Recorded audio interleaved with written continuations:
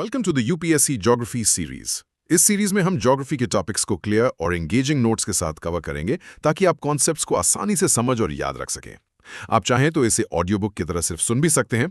You are watching UPSC civil 360, just plug in and stay UPSC ready.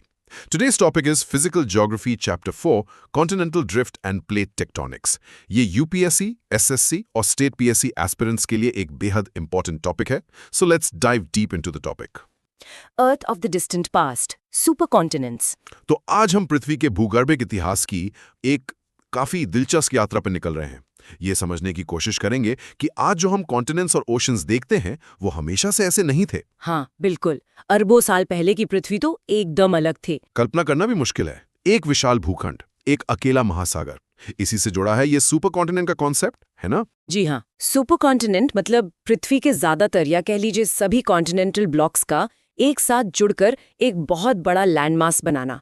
हालांकि देखिए, इसकी कोई एक सिंगल डेफिनेशन पर सब सहमत नहीं है। अच्छा। हाँ, जैसे हॉफमैन ने 1999 में कहा कि सुपर कॉन्टिनेंट का मतलब है लगभग सभी कॉन्टिनेंट्स का क्लस्टर। तो इस हिसाब से देखें तो पेंजिया एक सुपर कॉन्टिनेंट था, लेकिन गोंडवाना नहीं। पर कुछ विद्वान गोंडवाना लैंड को भी प्री कैम्ब्रियन काल का सुपर कॉन्टिनेंट मानते हैं। तो थोड़ा मतभेद है। तो मतलब इतिहास में ऐसे कई सुपर कॉन्टिनेंट्स रहे हैं? जी। ये पेंजिया अकेला नहीं था? नहीं, बिल्कुल नहीं। कई बने हैं। जैसे टेबल 1 में दिया है, यूर या वालबारा था करीब 3.6 से 2.8 बिलियन साल पहले। फिर केनोरलैंड, रोडिनिया लगभग 1.25 बिलियन साल पहले, पेनोटिया लगभग 600 मिलियन साल पहले, और फिर आया पेंजिया करीब 300 मिलियन साल पहले। बाप रे, कितना पुराना इतिहास है। पर ये जुरासिक पीरियड वाली बात क्या है? हाँ, मतलब जुरासिक पीरियड तक यानी लगभग 200 मिलियन ईयर्स पहले तक कॉन्टिनेंट्स कहाँ थे ये हम काफी एक्यूरेटली बता सकते हैं। लेकिन उससे पहले की जो स्थिति है वो थोड़ी कम निश्चित है। एविडेंस उतने क्लियर नहीं है। और ये बनते बिगड़ते कैसे रहते हैं? मतलब ये सुपर कॉन्टिनेंट साइकिल क्या चीज है? ये एक बहुत इंटरेस्टिंग कॉन्सेप्ट है। सुपर कॉन्टिनेंट साइकिल का मतलब है एक सुपर कॉन्टिनेंट का टूटना और फिर धीरे धीरे उन टुकड़ों का वापस जुड़कर एक नया सुपर कॉन्टिनेंट बनाना। ये साइकिल चलता रहता है। तो पेंजिया भी ऐसे ही बना था, किसी पुराने वाले के टूटने से? हाँ, बिल्कुल। पिछला जो सुपर कॉन्टिनेंट था पैंगिया, वो असल में पैलियोजोइक एरा के आखिर में बना था। उससे पहले पेनोटिया नाम का सुपर कॉन्टिनेंट था, वो टूटा और उसके टुकड़ों से मिलकर पैंगिया बना। तो पेंजिया की कहानी पर आते हैं। ये सबसे फेमस है शायद। ये क्यों टूटा? देखिए, पेनोटिया की तरह ही पेंजिया भी पृथ्वी की अंदरूनी गर्मी मतलब इंटरनल हीट का शिकार हुआ। अल्फ्रेड वेगनर ने बताया था कि पेंगिया जो चारों तरफ एक विशाल सागर पैंथेलासा से घिरा था। पैंथेलासा मतलब सारा पानी? हाँ, ऑल वाटर। तो ये पेंगिया लगभग 200 मिलियन ईयर्स अगो टूटना शुरू हुआ। और इसके टूटने से क्या बना? पेंजिया मुख्य रूप से 2 बड़े कॉन्टिनेंटल मासेस में टूटा। एक उत्तरी भाग लॉरेशिया और दूसरा दक्षिणी भाग गोंडवाना लैंड। अच्छा, लॉरेशिया और गोंडवाना लैंड। जी। और इनके बीच जो खाली जगह बनी उसमें पैंथेलासा का पानी भर गया। इससे एक नया उथला समुद्र बना जिसे टेथिस सी कहा गया। टेथिस सी, हाँ, इसका नाम सुना है। बाद में फिर लॉरेशिया और गोंडवाना लैंड भी और छोटे छोटे टुकड़ों में बट गए जिनसे आज के कॉन्टिनेंट्स बने हैं। तो ये एक लंबी कहानी है टूटने और बिखरने की। कॉन्टिनेंटल ड्रिफ्ट, ये जो आइडिया है कि कॉन्टिनेंट्स खिसकते हैं मतलब स्थिर नहीं है, ये कहाँ से आया? क्या ये वेगनर का ही ओरिजिनल आइडिया था? नहीं, ये आइडिया वेगनर से पहले भी कुछ लोगों के दिमाग में आया था। जैसे 1596 में एक डच मैप मेकर थे, एब्राहम ऑर्टेलियस। उन्होंने अमेरिकाज, यूरोप और अफ्रीका के तटों की बनावट देखकर कहा था कि शायद ये कभी जुड़े हुए थे।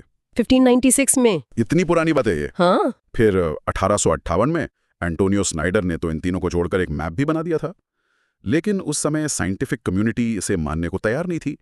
फिर 1910 में F.B. टेलर ने भी कॉन्टिनेंटल ड्रिफ्ट की बात की थी, पर्वतों को समझाने के लिए। लेकिन फिर वेगनर ने इसे एक प्रॉपर थ्योरी बनाया। बिल्कुल। इसे एक कॉम्प्रिहेंसिव आर्ग्यूमेंट मतलब एक विस्तृत और सबूतों के साथ थियरी के रूप में पेश करने का श्रेय जर्मन मौसम विज्ञानी एल्फ्रेड वेगनर को जाता है।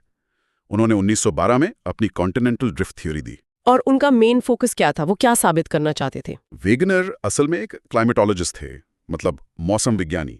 वो ये समझने की कोशिश कर रहे थे कि पृथ्वी के जियोलॉजिकल पास्ट में इतने बड़े पैमाने पर क्लाइमेट चेंजेस क्यों हुए। जियोलॉजिकल एविडेंस ये बता रहे थे कि अतीत में जलवायु बहुत बदली है। कहीं ग्लेशियर के निशान थे जहां आज रेगिस्तान है, कहीं गर्म इलाकों के जीवाश्म ठंडी जगहों पर मिल रहे थे। तो उनके सामने 2 ही रास्ते थे, या तो क्लाइमेटिक जोन्स किसके हैं या फिर जमीन के टुकड़े मतलब लैंड मासेस किसके हैं। एग्जैक्टली। और क्योंकि क्लाइमेटिक बेल्ट्स तो ज़्यादातर सूर्य पर निर्भर करते हैं, तो वेगनर को लगा कि लैंड मासेस का अपनी जगह से खिसकना ज़्यादा लॉजिकल एक्सप्लेनेशन है। तो उन्होंने क्या कहा, कैसे जुड़े थे कॉन्टिनेंट्स? वेगनर के अनुसार कार्बोनिफरस पीरियड में सारे कॉन्टिनेंट्स एक सिंगल कॉन्टिनेंटल मास के रूप में जुड़े थे। इसे उन्होंने नाम दिया पैंगिया। पैंगिया, ग्रीक में सारी पृथ्वी। हाँ, और ये पैंगिया चारों ओर से एक मेगा ओशन से घिरा था, जिसे उन्होंने कहा पंथलासा। पैंथलासा, सारा पानी। जी, और वेगनर ने यह भी माना कि उस समय साउथ पोल आज के साउथ अफ्रीका के तट के पास था और नॉर्थ पोल पैसिफिक ओशन में कहीं था। फिर ये पैंजिया टूटा, जैसा हमने पहले बात की, और कॉन्टिनेंट्स ड्रिफ्ट करने लगे। हाँ। वेगनर ने इस ड्रिफ्ट को क्या कहा, और इसके लिए क्या मैकेनिज्म बताया? हाँ, लगभग 200 मिलियन ईयर्स अगो पैंजिया टूटना शुरू हुआ। लॉरेशिया और गोंडवाना लैंड बने, बीच में टेथिस सी आया और फिर ये ड्रिफ्ट होते रहे। वेगनर ने इस ड्रिफ्टिंग को पोल फ्लुक्ट कहा, मतलब फ्लाइट फ्रॉम द पोल्स या ध्रुवों से दूर भागना। उन्होंने आइसोस्टेसी की थ्योरी का भी सहारा लिया। ये थ्योरी कहती है कि सियाल यानी कॉन्टिनेंटल क्रस्ट से बने हल्के ब्लॉक्स सीमा यानी ओशनिक क्रस्ट पर फ्लोट कर रहे हैं, तैर रहे हैं। अच्छा, सियाल और सीमा, जी, ये तो बेसिक कॉन्सेप्ट्स हैं। जी। अब आते हैं सबूतों पर। वेगनर ने अपनी बात साबित करने के लिए कई तरह के एविडेंस दिए। सबसे फेमस तो वो जिगसॉ फिट है ना? तट रेखा शोर लाइन के बजाय 1000 फादम की गहराई वाली लाइन पर मिलाएं तो ये फिट और भी ज्यादा परफेक्ट होता है। कमाल है। और जियोलॉजिकल एविडेंस, चट्टानों वगैरह का? हाँ, दूसरा बड़ा एविडेंस था rocks of same age across the oceans. Brazil के तट पर जो करीब 2000 मिलियन ईयर्स पुरानी चट्टानों की बेल्ट है, वैसी ही बेल्ट पश्चिमी अफ्रीका में भी मिलती है। अच्छा। और साउथ अमेरिका और अफ्रीका के तटों पर जो सबसे पुराने समुद्री जमाव मिले हैं वो जुरासिक एज के हैं। इससे लगता है कि ओशन उससे पहले था ही नहीं। और सेंट्रल यूरोप के पुराने हर्सिनियन पर्वतों में जारी रहता दिखता है, जैसे वो एक ही चेन के टूटे हुए हिस्से हों। ये भी काफी स्ट्रॉन्ग पॉइंट है। और क्लाइमेट चेंज के सबूत, वो टिलाइट वाला। जी, तीसरा था टिलाइट। टिलाइट वो सेडिमेंट्री रॉक है जो ग्लेशियर्स के डिपॉजिट से बनता है। हाँ। इंडिया के गोंडवाना सिस्टम के सेडिमेंट्स में जो टिलाइट मिलता है, उसके जैसे ही काउंटर पार्ट्स, मतलब वैसे ही जमाव सदर्न हेमिस्फीयर के 6 अलग-अलग लैंड मासेस में मिलते हैं। कहाँ? Africa, Falkland island, Madagascar, Antarctica और ऑस्ट्रेलिया में भी। ये दिखाता है कि इन सब जगहों पर एक साथ बड़े पैमाने पर ग्लेशिएशन हुआ था। मतलब ये कभी जुड़े हुए थे और ठंडे इलाके में थे। ये तो कमाल का कनेक्शन है। और सोने गोल्ड वाला क्या मामला था? चौथा एविडेंस डी, प्लासर डिपॉजिट्स। घाना के तट पर सोने के बहुत रिच प्लासर डिपॉजिट्स मिलते हैं। हाँ। लेकिन मजे की बात यह है कि घाना में सोने का कोई सोर्स रॉक है ही नहीं। वो सोर्स रॉक मिलता है ब्राजील में। ओह अच्छा, तो सोना ब्राजील से आया। एग्जैक्टली। ये तभी पॉसिबल है जब दोनों कॉन्टिनेंट्स जुड़े हुए थे और ब्राजील के पठार से सोना बहकर घाना के इलाके में जमा हुआ हो। Very interesting. और फॉसिल्स, जीवाश्मों का क्या रोल था? पांचवा और बहुत इंपॉर्टेंट एविडेंस था डिस्ट्रीब्यूशन ऑफ फॉसिल्स। कुछ खास तरह के पौधे और जानवर हैं जिनके फॉसिल्स अलग अलग कॉन्टिनेंट्स पर मिलते हैं, जो आज हजारों किलोमीटर दूर हैं।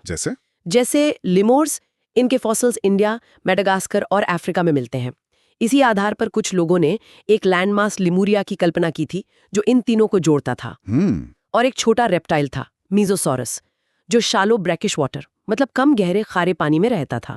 इसके स्केलेटन्स सिर्फ 2 जगह मिलते हैं, साउथ अफ्रीका के सदर्न के प्रोविंस में और ब्राजील के आइरेवा फॉर्मेशंस में। और ये जगह आज बहुत दूर है। इनके बीच 4800 किलोमीटर का फासला है और बीच में पूरा अटलांटिक ओशन है। तो जाहिर है ये तैर कर तो नहीं गया होगा। बिल्कुल नहीं। तो ऐसे आइडेंटिकल प्लांट्स और एनिमल्स का अलग अलग महाद्वीपों पर मिलना तभी पॉसिबल है जब वो कभी एक कॉमन लैंडमास पर रहते हों। ये सारे एविडेंस तो वेगनर की थ्योरी को काफी मजबूत बनाते हैं। लेकिन फिर दिक्कत कहाँ आई? वो फोर्सेस वाली बात। हाँ, वेगनर ने ड्रिफ्टिंग के लिए 2 फोर्सेस बताई। एक थी पोल फ्लिंग फोर्स, जो पृथ्वी के रोटेशन से जुड़ी है और कॉन्टिनेंट्स को इक्वेटर की तरफ धकेलती है। ठीक है। और दूसरी थी टाइडल फोर्स, यानी मून और सन के अट्रैक्शन से पैदा होने वाला ज्वारीय बल। वेगनर ने कहा कि ये फोर्स अमेरिकास को पश्चिम की ओर धकेलने के लिए जिम्मेदार है। उनका मानना था कि लाखों सालों में ये फोर्सेस काफी इफेक्टिव हो जाती हैं। लेकिन साइंटिफिक कम्युनिटी ने इसे नहीं माना। नहीं, यही उनकी थ्योरी की सबसे बड़ी क्रिटिसिज्म हुई। कैलकुलेशन से पता चला कि कॉन्टिनेंट्स को मूव करने के लिए टाइडल फोर्स को आज के मुकाबले 10,000 मिलियन गुना, मतलब खरबों गुना ज्यादा स्ट्रांग होना पड़ता, जो कि इम्पॉसिबल था।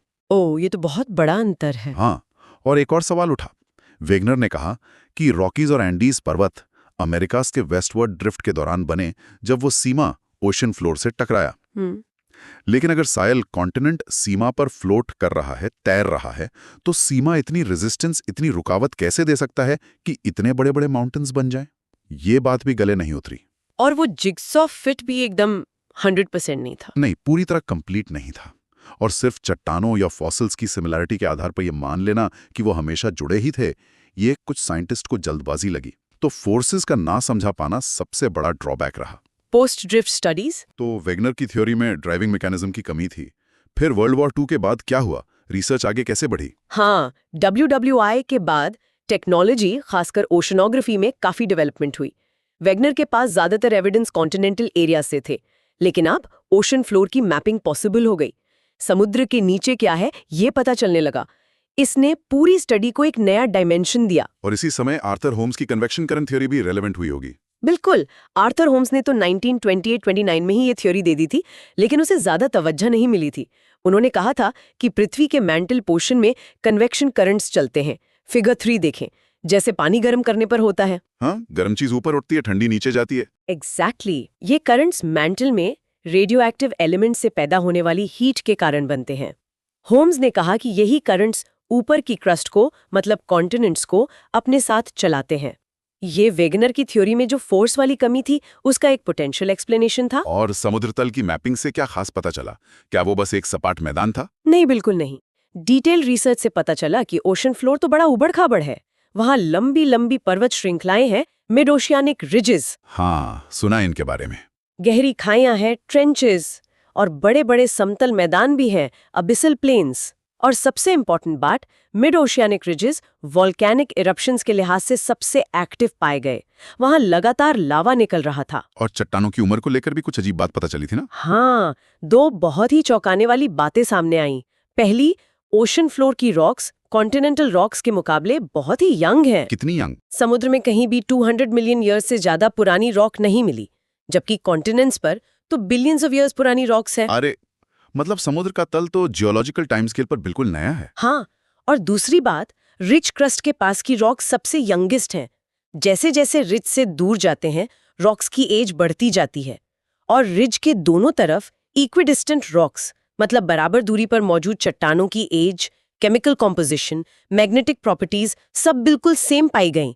उनमें रिमार्केबल सिमिलैरिटीज थीं। ये तो बड़ा सिस्टमैटिक पैटर्न है।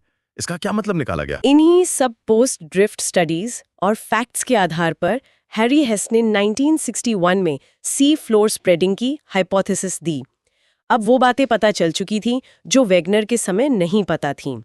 ए, ओशियानिक रॉक्स कॉन्टिनेंटल रॉक से बहुत यंगर हैं। बी, ओशन फ्लोर पर सेडिमेंट्स की परत उम्मीद से बहुत थिन है, पतली है। सी, मिड ओशियनिक रिजेस सिर्फ अटलांटिक में नहीं, सब ओशंस में है और वहां जबरदस्त वोल्केनिसिटी हो रही है। डी, रिज के दोनों तरफ रॉक्स में एज और प्रॉपर्टीज की सिमेट्री है। तो हेस ने क्या कहा? सी फ्लोर स्प्रेडिंग क्या है? हेस ने कहा कि ओशन फ्लोर मोबाइल है, मतलब वो स्थिर नहीं है, चल रहा है। मिड ओशियनिक रिजेस के क्रेस्ट पर लगातार इरप्शन से नया ओशियनिक क्रस्ट बनता है। ये नया लावा बीच की दरार में घुसता है और पहले से मौजूद क्रस्ट को दोनों तरफ पुश करता है, धकेलता है। फिगर 4 देखें। इसी तरह ओशन फ्लोर स्प्रेड हो रहा है, फैल रहा है। लेकिन अगर फ्लोर फैल रहा है तो पृथ्वी का साइज क्यों नहीं बढ़ रहा? कहीं तो ये खत्म भी होता होगा। हाँ, हेस ने इसका भी जवाब दिया। उन्होंने कहा कि ये स्प्रेडिंग पृथ्वी के साइज को नहीं बढ़ाती। जो क्रस्ट स्प्रेड होकर रिज से दूर जाती है, वो आखिरकार ओशियानिक ट्रेंचेस में जाकर सिंक हो जाती है, मतलब नीचे मैंटल में चली जाती है और कंज्यूम हो जाती है। अच्छा, तो जहां रिज पर क्रस्ट बन रही है, वहीं ट्रेंचेस में नष्ट भी हो रही है। इसे सबडक्शन कहते हैं। बिल्कुल, यही सबडक्शन है। हेस ने हिसाब लगाया कि अगर स्प्रेडिंग की रेट 2 सेंटीमीटर ईयर हो तो साउथ अमेरिका को अफ्रीका से अलग होने में करीब 200 मिलियन ईयर्स लगे होंगे, जो कि वेगनर के टाइम फ्रेम से मिलता है। Plate tectonics. तो सी फ्लो स्प्रेडिंग ने कॉन्टिनेंटल ड्रिफ्ट को एक मजबूत साइंटिफिक बेसिस दिया। क्या इसी से प्लेट टेक्टोनिक्स की थ्योरी निकली? हाँ, बिल्कुल। सी फ्लोर स्प्रेडिंग के कॉन्सेप्ट के बाद ओशंस और कॉन्टिनेंट्स के डिस्ट्रीब्यूशन की प्रॉब्लम में फिर से इंटरेस्ट जागा। प्लेट टेक्टोनिक्स की हाइपोथेसिस असल में सी फ्लोर स्प्रेडिंग थ्योरी का ही एक एक्सटेंडेड और ज्यादा कॉम्प्रिहेंसिव वर्जन है। मतलब ये एक बड़ी पिक्चर है। हाँ, ये एक महान यूनिफाइंग कॉन्सेप्ट है। इसने sea floor spreading, continental drift, crystal structures और दुनिया भर में साइज्मिक और वॉल्केनिक एक्टिविटी के पैटर्न को एक कोहेरेंट पिक्चर में बांध दिया। ये प्लेट शब्द किसने इस्तेमाल किया? और थ्योरी किसने दी? प्लेट टर्म सबसे पहले तुजो विल्सन ने 1965 में ट्रांसफॉर्म फॉल्ट्स को डिफाइन करते हुए यूज किया था, लेकिन प्लेट टेक्टोनिक्स की हाइपोथेसिस पहली बार W.J. मॉर्गन ने 1967 में आउटलाइन की। लगभग उसी समय D.P. मैकेंजी और पार्कर भी इंडिपेंडेंटली इसी तरह के कंक्लूजन्स पर पहुंचे थे। इससे पहले कुछ और कहते थे? हाँ, इसे पहले न्यू ग्लोबल टेक्टोनिक्स के नाम से जाना गया, लेकिन बाद में प्लेट टेक्टोनिक्स टर्म ज्यादा पॉपुलर हो गया। तो प्लेट टेक्टोनिक्स के बेसिक अजम्पशंस क्या हैं? मतलब ये थ्योरी किस आधार पर टिकी है? इसके 3 मुख्य अजम्पशंस हैं। 1, सी फ्लोर की स्प्रेडिंग हो रही है और एक्टिव मिड ओशियानिक रिजेस पर नई ओशियानिक क्रस्ट लगातार बन रही है और ट्रेंचेस पर डिस्ट्रॉय हो रही है। 2, पृथ्वी का सरफेस एरिया फिक्स्ड है, मतलब जितनी क्रस्ट कंज्यूम होती है लगभग उतनी ही नई क्रस्ट क्रिएट होती है, बैलेंस बना रहता है। 3, जो नई क्रस्ट बनती है वो एक प्लेट का हिस्सा बन जाती है। ये टेक्टोनिक प्लेट होती क्या है? मतलब डेफिनेशन क्या है इसकी? टेक्टोनिक प्लेट या लिथोस्फेरिक प्लेट सॉलिड रॉक का एक मैसिव इरेगुलरली शेप स्लैब होता है। प्लेट्स में आमतौर पर कॉन्टिनेंटल और ओशियानिक लिथोस्फीयर दोनों शामिल होते हैं। ये प्लेट टेक्टोनिक्स और कॉन्टिनेंटल ड्रिफ्ट थ्योरीज के बीच एक इंपॉर्टेंट डिफरेंस है। वेगनर सिर्फ कॉन्टिनेंट्स की बात कर रहे थे। लिथोस्फीयर मतलब? लिथोस्फीयर में क्रस्ट और टॉप मेंटल शामिल हैं। इसकी थिकनेस ओशियानिक पार्ट्स में 5 से 100 किलोमीटर और कॉन्टिनेंटल एरियाज में लगभग 200 किलोमीटर तक होती है। और ये प्लेट्स कैसी होती हैं? अंदर से एक्टिव या शांत? ये प्लेट्स नैरो मोबाइल बेल्ट से घिरी होती हैं, जहां ज्यादातर सीज्मिक और वॉल्केनिक एक्टिविटी या ओरिजिनिक बेल्ट्स पर्वत निर्माण क्षेत्र होते हैं। मतलब एक्शन सारा किनारों पर होता है। अच्छा। और प्लेट्स का कॉन्फ़िगरेशन जमीन और पानी के डिस्ट्रीब्यूशन से सीधा रिलेटेड नहीं है। मतलब एक प्लेट में जमीन भी हो सकती है, समुद्र भी। प्लेट्स टूट भी सकती हैं या बगल वाली प्लेट से जुड़ भी सकती हैं। तो प्लेट टेक्टोनिक्स थियरी के अनुसार पृथ्वी का लिथोस्फीयर कितनी प्लेट्स में बटा हुआ है? मोटे तौर पर 7 मेजर और कुछ माइनर प्लेट्स में डिवाइडेड है। मेजर प्लेट्स हैं A Antarctic plate, B North American plate, C South American plate, D Pacific plate, E India Australia New Zealand plate, F African plate और जी यूरेशियन प्लेट। फिगर 5 देखें। और minor plates? Minor plates area में छोटी होती हैं, लेकिन major plates की तरह ही डिफरेंट डायरेक्शंस में मूव कर रही हैं। कुछ इंपॉर्टेंट माइनर प्लेट्स हैं कोकोस प्लेट सेंट्रल अमेरिका और पैसिफिक प्लेट के बीच, नाज़का प्लेट साउथ अमेरिका और पैसिफिक प्लेट के बीच, Arabian plate, Philippine plate, Caroline plate, Fiji plate वगैरह। फिगर 5 में ये भी दिखेंगी। ये प्लेट्स मूव कैसे करती हैं? तैरती किस पर हैं? ये टेक्टोनिक प्लेट्स नीचे की सेमी मोल्टन लेयर एस्थेनोस्फीयर पर फ्लोट करती हैं और इंडिपेंडेंटली ट्रैवल करती हैं। एस्थेनोस्फीयर ये मैंटल के ऊपर होती है? जी हाँ, मैंटल के ऊपर। पृथ्वी की ज्यादातर साइज्मिक एक्टिविटीज इन्हीं प्लेट्स की बाउंड्रीज पर होती हैं। ये मूवमेंट रिलेटिवली स्लो है। इसे ड्राइव करने वाली फोर्सेस में थर्मल कन्वेक्शन करंट्स जो मैंटल में चलते हैं और पृथ्वी के अंदर से आने वाली जियोलॉजिकल एक्टिविटी शामिल हैं। प्लेट्स एस्थेनोस्फीयर पे रिजिड यूनिट्स के रूप में हॉरिजॉन्टली मूव करती हैं। और इनकी मूवमेंट की रेट कैसे पता चलती है? और क्या ये सब एक ही स्पीड से चलती हैं? हर प्लेट का अपना एक पोल ऑफ रोटेशन होता है जिसके चारों ओर वो घूमती है। उसकी स्पीड इस पोल से दूरी पे डिपेंड करती है। पोल पे 0 और पोल के रिलेटिव इक्वेटर पर मैक्सिमम। मिड ओशियानिक रिजेस के पैरेलल जो नॉर्मल और रिवर्स मैग्नेटिक फील्ड की स्ट्रिप्स मिलती हैं चट्टानों में, उनसे साइंटिस्ट प्लेट मूवमेंट की रेट्स डिटरमाइन करने में कामयाब हुए हैं। और रेट्स कितनी होती हैं? ये रेट्स काफी वेरी करती हैं। आर्कटिक रिज की रेट सबसे स्लो है, 2 सेंटीमीटर पर ईयर से भी कम, और साउथ पैसिफिक में ईस्टर आइलैंड के पास ईस्ट पैसिफिक राइज की रेट सबसे फास्ट है, 15 सेंटीमीटर पर ईयर से भी ज्यादा। बाप रे, 15 सेंटीमीटर एक साल में? हाँ, आइसलैंड के पास मिड अटलांटिक रिज पर स्प्रेडिंग रेट तुलनात्मक रूप से स्लो है, लगभग 2 सेंटीमीटर पर ईयर। और हमारी इंडिया ऑस्ट्रेलिया न्यूजीलैंड प्लेट की क्या स्थिति है? इसका ईस्टर्न पार्ट मतलब ऑस्ट्रेलिया वाला हिस्सा लगभग 5.6 सेंटीमीटर पर ईयर की रेट से नॉर्थवर्ड मूव कर रहा है, जबकि वेस्टर्न पार्ट यानी इंडिया वाला हिस्सा, क्योंकि वो हिमालय से टकरा रहा है तो उसकी स्पीड कम है, केवल 3.7 सेंटीमीटर पर ईयर। अच्छा, मतलब एक ही प्लेट के अलग अलग हिस्से अलग स्पीड से चल रहे हैं। हाँ, और इस डिफरेंशियल मूवमेंट से प्लेट के सेंटर के पास जैसे सुमात्रा में कंप्रेशन हो रहा है, दबाव बन रहा है, और ये भी माना जा रहा है कि भविष्य में इंडियन और ऑस्ट्रेलियन प्लेट्स शायद अलग हो जाएं। इंडियन प्लेट की मूवमेंट का इतिहास क्या रहा है? यह हमेशा से एशिया से जुड़ी थी? नहीं, इंडियन प्लेट में पेनिनसुलर इंडिया और ऑस्ट्रेलियन कॉन्टिनेंटल पोर्शन शामिल हैं। एक जमाने में इंडिया एक बड़ा आइलैंड था जो ऑस्ट्रेलियन कोस्ट से दूर एक विशाल ओशन में स्थित था। टेथी सी इसे एशियन कॉन्टिनेंट से सेपरेट करता था। हाँ, टेथिस सी। माना जाता है कि इंडिया ने अपनी नॉर्थवर्ड जर्नी लगभग 200 मिलियन ईयर्स अगो शुरू की थी जब वो गोंडवाना लैंड से टूटा था। और एशिया से टक्कर कब हुई जिससे हिमालयाज बने? इंडिया का एशिया से कोलिजन लगभग 40-50 मिलियन ईयर्स अगो हुआ। इसी जबरदस्त टक्कर से हिमालयाज का फॉर्मेशन हुआ। फिगर 6 देखें। हिमालयाज के साथ जो सबडक्शन जोन है वो कॉन्टिनेंट कॉन्टिनेंट कन्वर्जेंस का नतीजा है और हमारी नॉर्दर्न प्लेट बाउंड्री बनाता है। और ये टक्कर अभी भी चल रही है? हाँ, साइंटिस्ट मानते हैं कि ये प्रोसेस अभी भी जारी है और इसीलिए हिमालयाज की हाइट आज भी धीरे धीरे बढ़ रही है। आपने प्लेट बाउंड्रीज की बात की थी, जहां सारी एक्शन होती है। ये कितने टाइप्स की होती हैं? हाँ, प्लेट बाउंड्रीज बहुत इंपॉर्टेंट स्ट्रक्चरल फीचर्स हैं। लगभग सभी साइज्मिक, वोल्केनिक और टेक्टोनिक एक्टिविटीज इन्हीं प्लेट मार्जिन्स तक ही सीमित है। बाउंड्रीज बहुत डिस्टिंक्ट होती हैं और इन्हें आइडेंटिफाई करना ईजी है। ये अक्सर newly formed mountain systems, oceanic ridges और ट्रेंचेस से एसोसिएटेड होती हैं।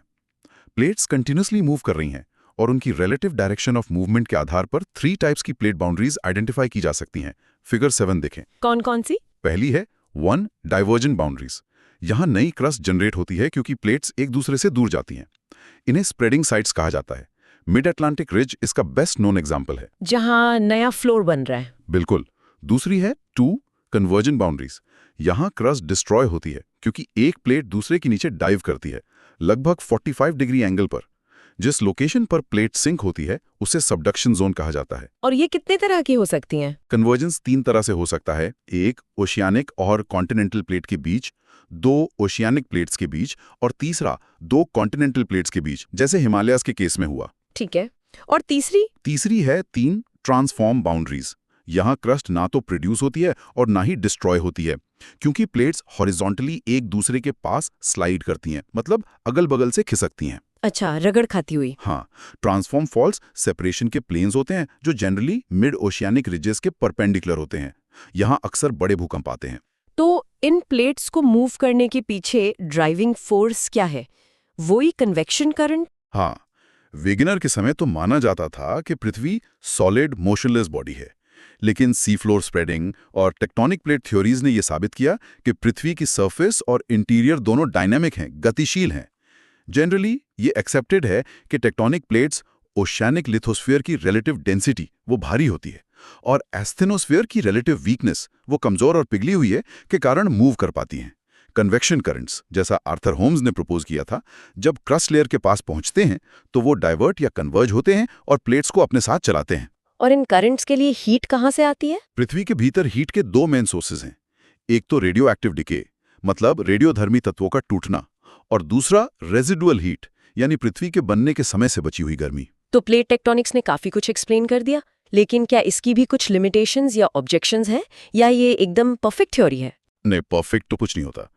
हालांकि प्लेट टेक्टोनिक्स कॉन्टिनेंट्स और ओशंस के डिस्ट्रीब्यूशन को समझाने में एक बहुत पावरफुल प्रिंसिपल रहा है, फिर भी कई प्रॉब्लम्स हैं जिनका सैटिस्फैक्टरी सोल्यूशन ये अभी तक नहीं दे पाया है।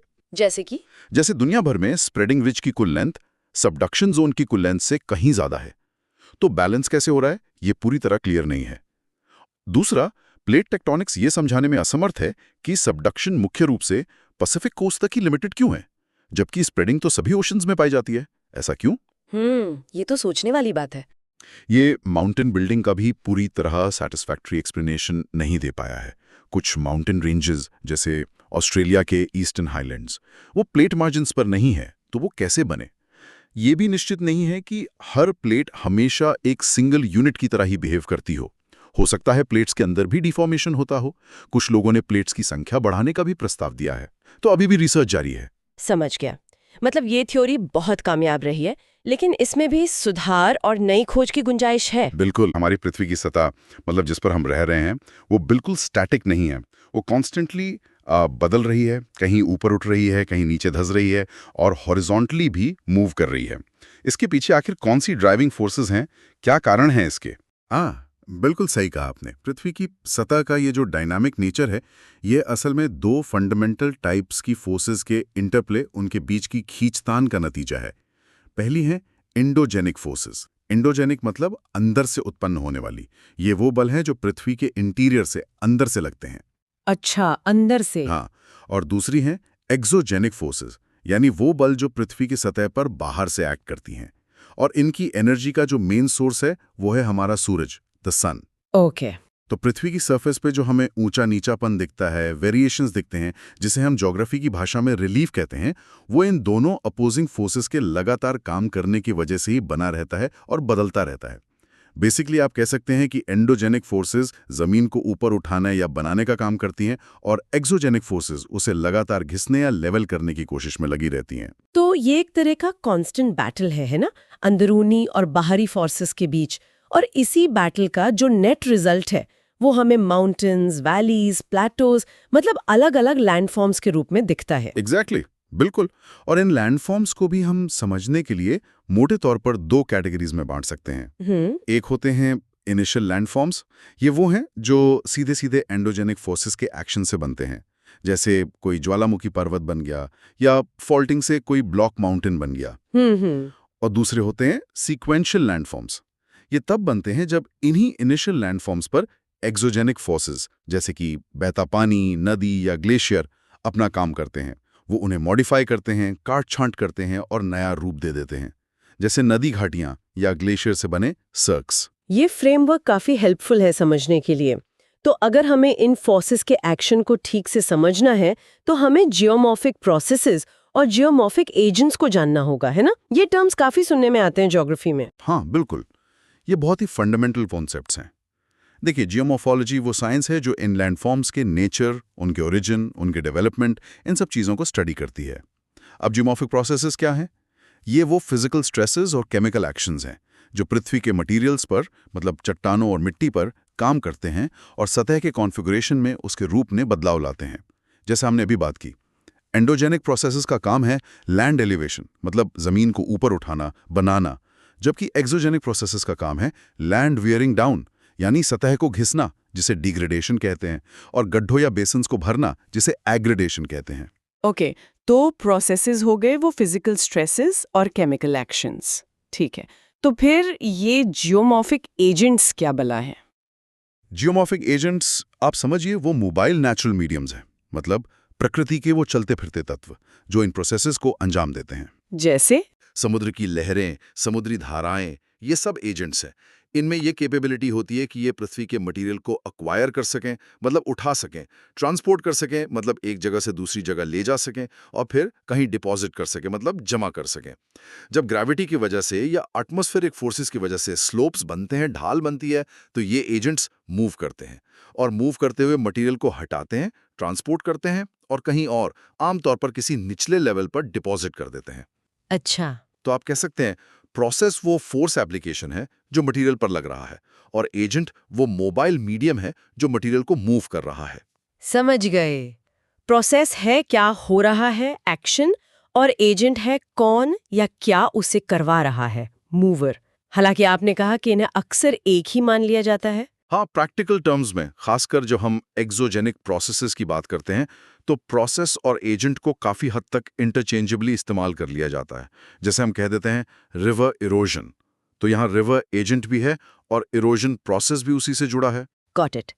चलिए अब थोड़ा एंडोजेनिक प्रोसेसेस पर फोकस करते हैं।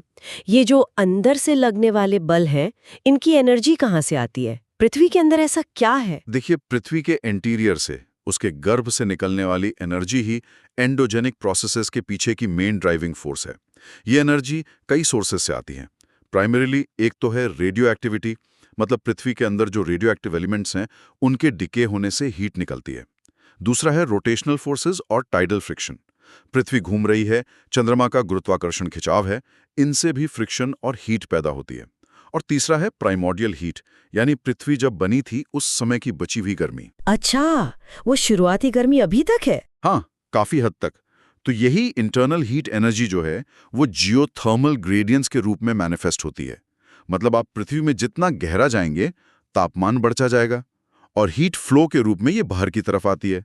यही एनर्जी लिथोस्फेयर यानी पृथ्वी की ऊपरी कठोर परत में डायस्ट्रोफिज्म और वोल्केनिज्म जैसे प्रोसेसेस को ट्रिगर करती है। और शायद इसीलिए कि ये इंटरनल हीट हर जगह एक बराबर नहीं है, एंडोजेनिक फोर्सेस का असर भी हर जगह अलग अलग होता होगा। बिल्कुल सही पॉइंट पकड़ा आपने। Geothermal gradients, heat flow, crust की मोटाई, उसकी स्ट्रेंथ, ये सब जगह एक जैसी नहीं है, इनमें काफी वेरिएशन है। इसी वजह से एंडोजेनिक फोर्सेस भी यूनिफॉर्मली एक्ट नहीं करती। और यही कारण है कि हमारी जो ओरिजिनल क्रस्टल सरफेस है वो टेक्टोनिकली कंट्रोल्ड है और इनहेरेंटली अनइवन है, मतलब ऊंची नीची है, जिस पर फिर बाद में एक्सोजेनिक फोर्सेस अपना काम शुरू करती हैं। ओके, तो आपने दो मेन एंडोजेनिक प्रोसेसेस मेंशन किए, डायस्ट्रोफिज्म और वोल्केनिज्म। पहले डायस्ट्रोफिज्म को समझते हैं, ये क्या है, थोड़ा विस्तार से बताइए। डायस्ट्रोफिज्म देखिए एक तरह का अम्ब्रेला टर्म है। इसमें वो सारे प्रोसेसेस आ जाते हैं जो अर्थ की क्रस्ट के हिस्सों को मूव करते हैं, एलिवेट करते हैं मतलब ऊपर उठाते हैं, या बिल्डअप करते हैं मतलब बनाते हैं। ये फोर्सेस आमतौर पर बहुत धीरे धीरे काम करती हैं, मतलब इनका असर दिखने में हजारों या लाखों साल लग जाते हैं, जैसे पहाड़ों का बनना। इसमें वर्टिकल मूवमेंट भी शामिल है और हॉरिजॉन्टल मूवमेंट भी। इसके मेन टाइप्स हैं। नंबर 1 है ओरोजेनिक प्रोसेसेस। ओरोजेनी शब्द का मतलब ही होता है माउंटेन बिल्डिंग, पहाड़ बनाने वाले प्रोसेसेस। अच्छा। हाँ, इनमें इंटेंस फोल्डिंग होती है, मतलब चट्टानें बुरी तरह मुड़ जाती हैं, और फॉल्टिंग होती है, मतलब चट्टानें टूटकर डिस्प्लेस हो जाती हैं। ये प्लेट टेक्टोनिक से बहुत क्लोजली रिलेटेड है, खासकर जहां प्लेट्स आपस में टकराती हैं, कन्वर्ज करती हैं। यहां पर टेंजेंशियल फोर्सेस काम करती हैं, मतलब पृथ्वी की सतह के पैरेलल लगने वाली फोर्सेस, जैसे कंप्रेशन यानी दबाव। जब दो प्लेट्स टकराती हैं तो बीच में जो जियोसिंक्लाइन्स होते हैं, लंबे संकरे समुद्री बेसिन, उनमें जमा सेडिमेंट्स पर दबाव पड़ता है। वो फोल्ड होते हैं और विशाल माउंटेन चेन्स बन जाते हैं, जैसे हमारे हिमालयाज बने हैं। और दूसरी फोर्स है टेंशन यानी खिंचाव।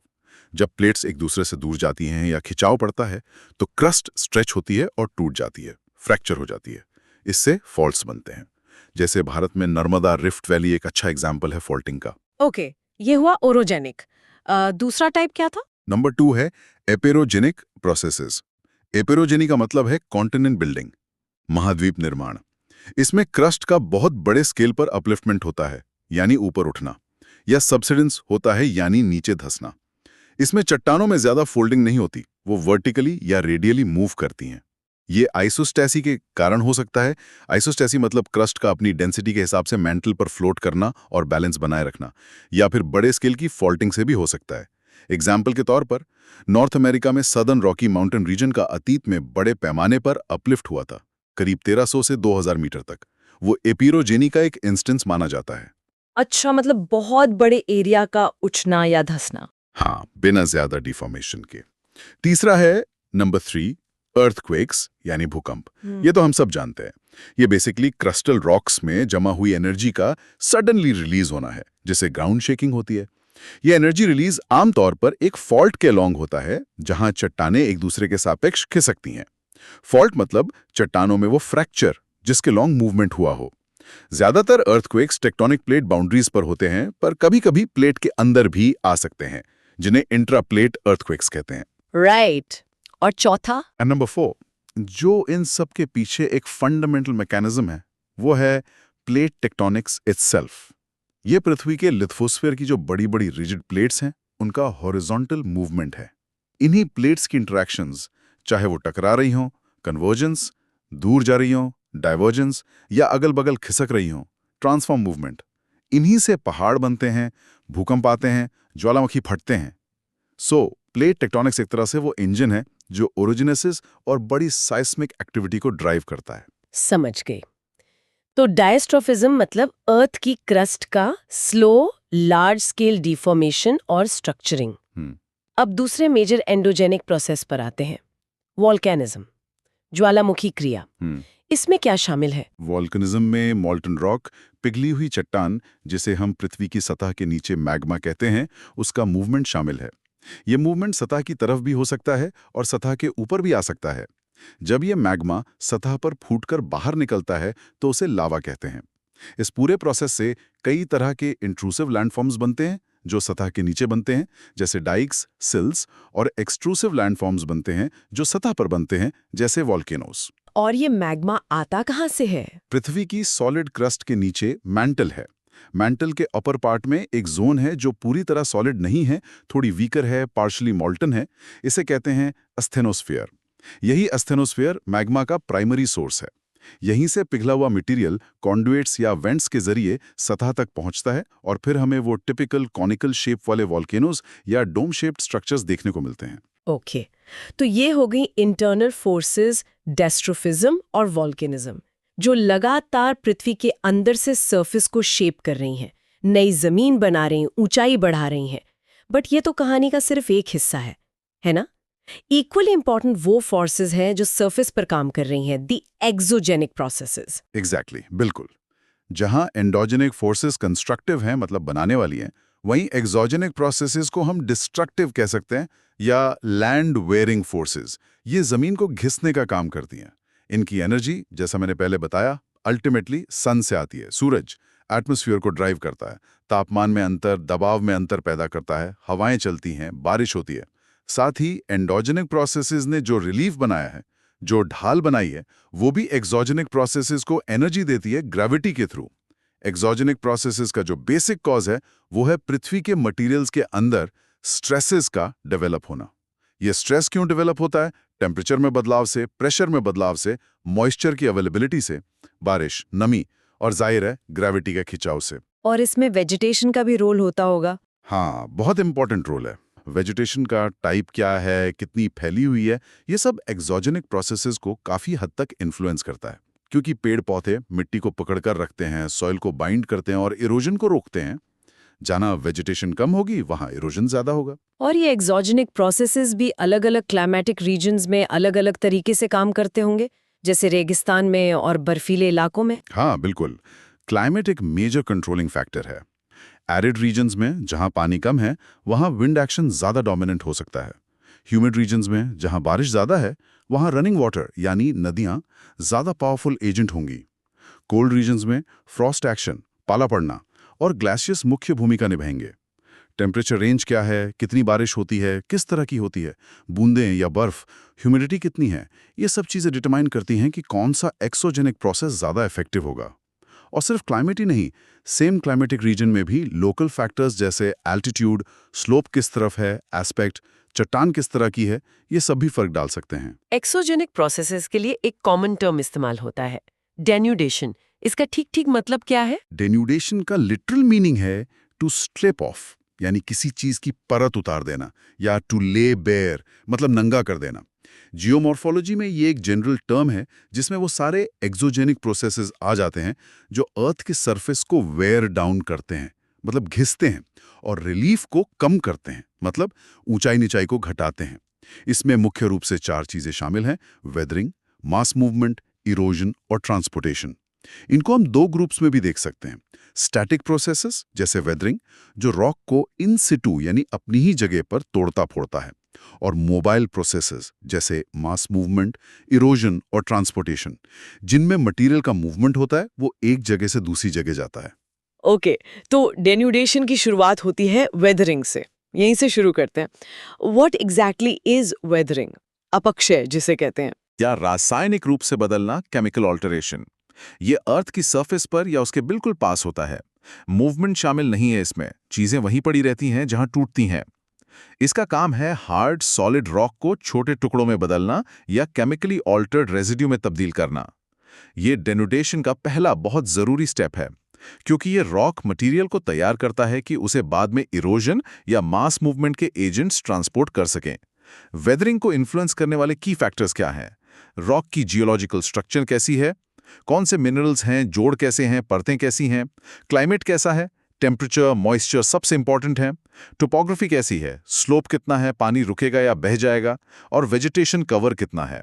एंड वेदरिंग के मेन टाइप्स कौन-कौन से हैं? ब्रॉडली हम इसे 3 टाइप्स में डिवाइड करते हैं: केमिकल वेदरिंग, रासायनिक अपक्षय, फिजिकल या मैकेनिकल वेदरिंग, भौतिक अपक्षय, एंड बायोलॉजिकल वेदरिंग। पहले बात करते हैं केमिकल वेदरिंग की। इसमें केमिकल रिएक्शंस के थ्रू चट्टानें डीकंपोज होती हैं, मतलब गल जाती हैं, या डिसॉल्व हो जाती हैं, मतलब घुल जाती हैं। पानी इसमें एक की एजेंट है। पानी अक्सर अपने साथ घुली हुई चीजें लाता है, जैसे हवा से ऑक्सीजन और कार्बन डाइऑक्साइड। गर्मी इन रिएक्शंस को तेज कर देती है। कॉमन प्रोसेसेस हैं सॉल्यूशन, कार्बोनेशन, जैसे बारिश का पानी हवा से CO2 लेकर वीक कार्बोनिक एसिड बनाता है। ये एसिड चूना पत्थर, लाइमस्टोन जैसे कार्बोनेट रॉक्स को आसानी से डिसॉल्व कर देता है। कैल्शियम कार्बोनेट घुलनशील कैल्शियम बाइकार्बोनेट में बदल जाता है। कुछ मिनरल्स जैसे रॉक सॉल्ट, सेंधा नमक तो सीधे पानी में ही घुल जाते हैं। सॉल्यूशन, हाइड्रेशन, इसमें मिनरल्स पानी को अब्सॉर्ब करते हैं और फूल जाते हैं, एक्सपैंड करते हैं। इससे रॉक के अंदर इंटरनल स्ट्रेस पैदा होता है। जैसे एनहाइड्राइड पानी लेकर जिप्सम बन जाता है और उसका वॉल्यूम बढ़ जाता है। ये प्रोसेस रिवर्सिबल भी हो सकता है, जिससे रॉक में फटीग आती है और वो कमजोर हो जाती है। Oxidation and reduction. ऑक्सीडेशन मतलब ऑक्सीजन का जुड़ना, जैसे लोहे वाली चट्टानों में जंग लगना। इससे रॉक कमजोर होकर टूट जाती है। रिडक्शन तब होता है जब ऑक्सीजन की कमी हो, जैसे पानी भरी मिट्टी में।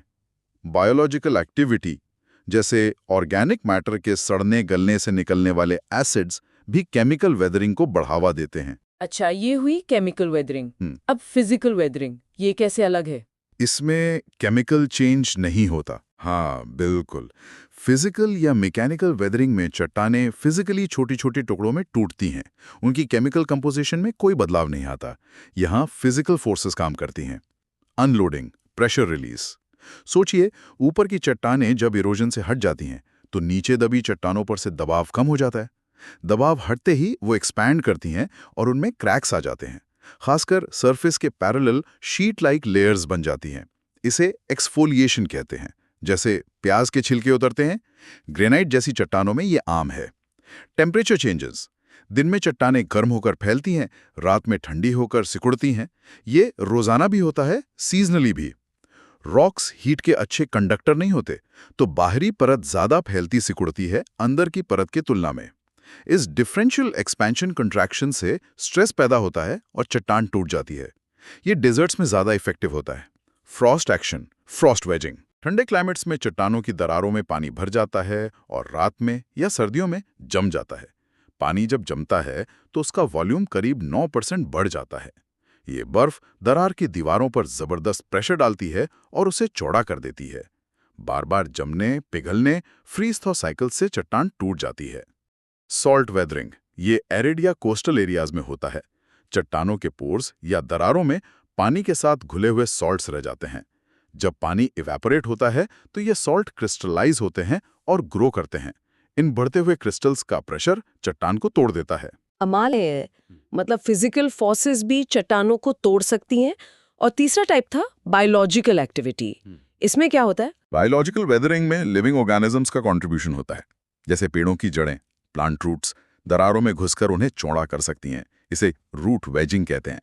बोरोइंग एनिमल्स जैसे केचुए, अर्थवर्म्स, दीमक, टर्माइट्स, चूहे, रोडेंट्स वगैरह जमीन में बिल बनाकर लगातार मिट्टी को उलट पलट करते रहते हैं, जिससे नीचे की चट्टानें सरफेस पर एक्सपोज होती हैं और वेदरिंग तेज होती है।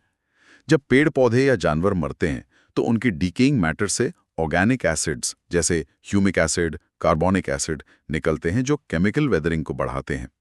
और हाँ, ह्यूमन एक्टिविटीज जैसे माइनिंग, क्वेरिंग, डिफॉरेस्टेशन, पेड़ों की कटाई, ये सब भी जमीन को डिस्टर्ब करके वेदरिंग को एक्सेलरेट करती हैं। ये याद रखना जरूरी है कि ये तीनों तरह की वेदरिंग अक्सर एक साथ काम करती हैं। फिजिकल वेदरिंग चट्टान को तोड़कर उसका सरफेस एरिया बढ़ा देती है, जिससे केमिकल वेदरिंग को काम करने के लिए ज्यादा जगह मिल जाती है। ओके, तो वेदरिंग ने चट्टान को कमजोर कर दिया, तोड़ दिया। अब अगला स्टेप क्या है? ग्रेविटी का रोल आता है। हाँ बिल्कुल। अब ग्रेविटी अक्सर डायरेक्ट रोल निभाती है अगले स्टेप में, जिसे कहते हैं मास मूवमेंट या मास वेस्टिंग।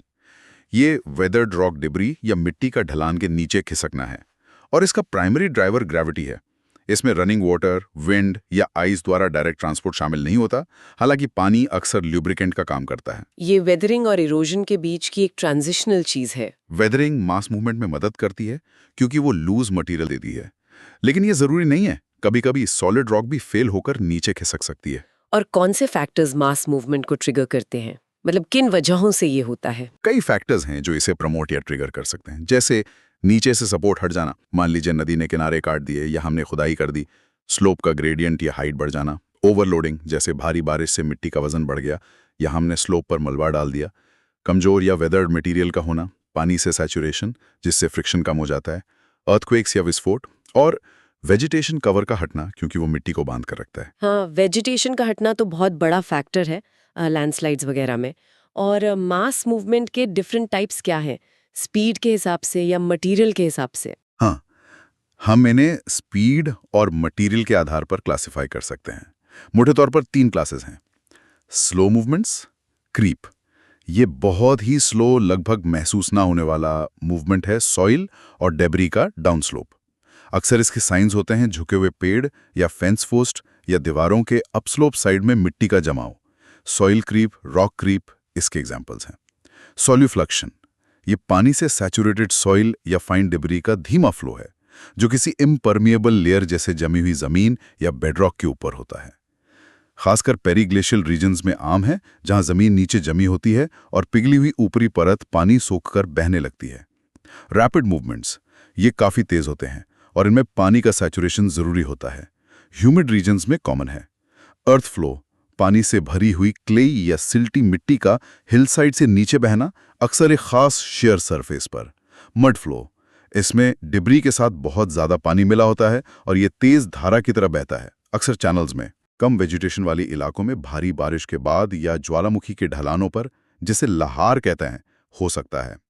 डेब्री एवलांच, ये बहुत ही ज्यादा तेज और डिस्ट्रक्टिव होता है। इसमें रॉक, सॉइल, पानी, हवा सब मिले होते हैं और ये खड़ी ढलानों से नीचे गिरता है।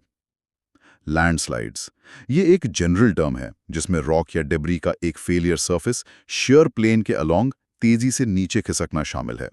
स्लाइड, अगर मूवमेंट एक सीधी प्लेनर सरफेस पर हो रहा है। रॉक स्लाइड्स बहुत खतरनाक और तेज हो सकते हैं। रोटेशनल स्लिप, स्लंप, अगर मूवमेंट एक कर्व्ड कॉनकेव अवतल शेयर प्लेन पर हो रहा है, इसमें ऊपर का मटेरियल नीचे खिसकते हुए पीछे की तरफ रोटेट भी करता है। ये अक्सर तब होता है जब स्लोप के नीचे का हिस्सा कट जाए या ग्राउंड वाटर बढ़ने से मिट्टी कमजोर हो जाए। बाप रे, क्रीप से लेकर डेविस्टेटिंग लैंडस्लाइड्स तक ग्रेविटी का रोल बिल्कुल क्लियर है। अब डिन्यूडेशन साइकिल में जो फाइनल मेजर प्रोसेसेस बचे हैं वो है इरोजन एंड डेपोजिशन। ये मास मूवमेंट से कैसे अलग है? इरोजन में रॉक डेब्री का एक्विजिशन और ट्रांसपोर्टेशन होता है डायनामिक जियोमॉर्फिक एजेंट्स द्वारा, यानी बहता पानी, हवा, ग्लेशियर, लहरें। मास मूवमेंट में ग्रेविटी खुद मूवमेंट का प्राइमरी ड्राइवर थी। यहां एजेंट अपनी काइनेटिक एनर्जी का इस्तेमाल करके मटेरियल को डिटैच करता है और दूर ले जाता है। इरोजन में ट्रांसपोर्ट हो रहे डेब्री का मैकेनिकल एक्शन जैसे अब्रेजन, रगड़ लगना, प्लकिंग, उखाड़ना भी शामिल होता है, जिससे लैंड सरफेस और घिसती है। वेदरिंग इरोजन में मदद करती है लूज मटेरियल देकर, पर इरोजन सीधे सॉलिड रॉक पर भी अटैक कर सकती है। डेपोजिशन इरोजन का ही नतीजा है। अच्छा, मतलब इरोजन है हटाना और ले जाना। हाँ, और डेपोजिशन है जमा करना। जब एजेंट की एनर्जी कम हो जाती है, जैसे नदी झील में मिलती है या हवा धीमी पड़ जाती है या ग्लेशियर पिघल जाता है, तो वो अपना लोड यानी जो मटेरियल वो ढो रहा था उसे कैरी नहीं कर पाता और ड्रॉप कर देता है, डिपॉजिट कर देता है। पहले भारी मोटा मटेरियल डिपॉजिट होता है, फिर जैसे जैसे एनर्जी और कम होती है महीन मटेरियल डिपॉजिट होता है। और इस डिपोजिशन से भी तो नए लैंडफॉर्म्स बनते हैं ना? एब्सोल्युटली, बिल्कुल। जैसे पहाड़ों के नीचे एलुवियल फैंस, नदियों के किनारे फ्लड प्लेन्स, जहां नदी समुद्र से मिलती है वह डेल्टाज, हवा से बने रेत के टीले, सैंड ड्यून्स, ग्लेशियरों द्वारा छोड़े गए मुरेन्स, ये सब डिपोजिशनल लैंडफॉर्म्स हैं। ये उन एजेंट्स द्वारा लाए गए मटेरियल के जमा होने से बनते हैं। वाओ, तो ये वाकई एक बहुत कॉम्प्लेक्स और कंटिन्यूस इंटरप्ले है।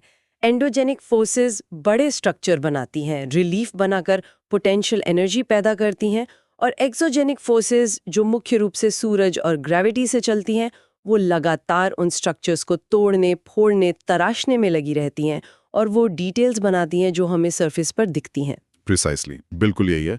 और इस बैलेंस को, इन प्रोसेसेस को समझना फिजिकल ज्योग्राफी के लिए फंडामेंटल है।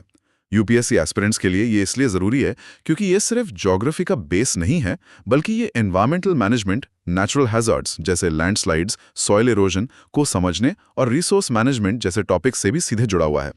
ये जानना कि क्यों कुछ इलाके लैंडस्लाइड्स के लिए प्रोन है या कहाँ सॉइल इरोजन एक बड़ी चिंता है, ये सब इन्हीं जियोमॉर्फिक प्रोसेसेस की समझ से आता है।